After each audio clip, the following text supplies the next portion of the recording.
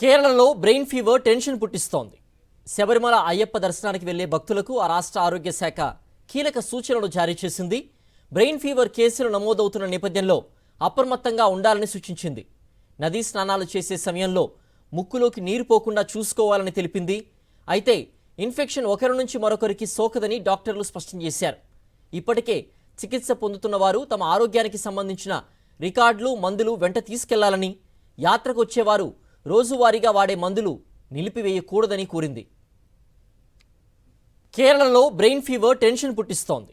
శబరిమల అయ్యప్ప దర్శనానికి వెళ్లే భక్తులకు ఆ రాష్ట్ర ఆరోగ్య శాఖ కీలక సూచనలు జారీ చేసింది.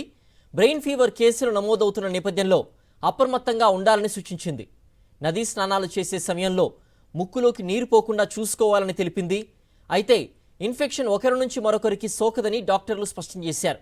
ఇప్పటికే చికిత్స పొందుతున్న వారు తమ ఆరోగ్యానికి సంబంధించిన రికార్డులు, మందులు వెంట తీసుకెళ్లాలని, యాత్రకు వచ్చేవారు రోజువారీగా వాడే మందులు నిలిపివేయకూడదని కోరింది.